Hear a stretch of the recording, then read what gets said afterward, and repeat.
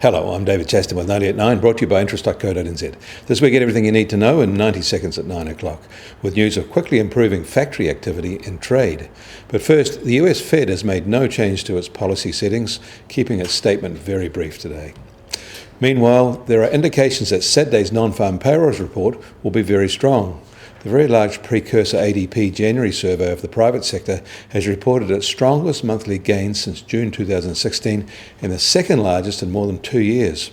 Of particular note is the continuation of fast rises by America's largest employers.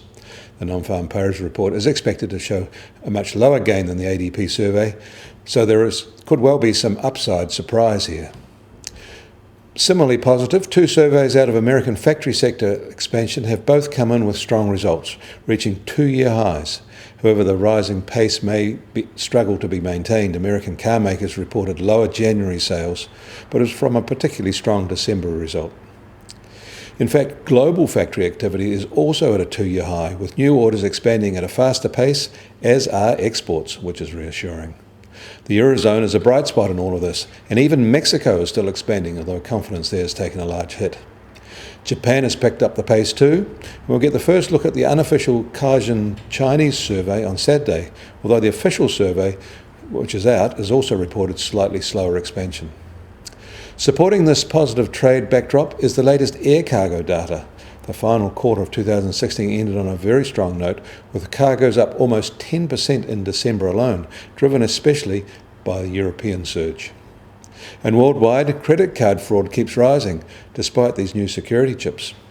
Identity fraud is being driven by a rise in fraudulent online activity. In fact, more consumers became victims of identity fraud last year than at any point in the last decade or so, despite a raft of new security protections. 2016 was a banner year for fraudsters.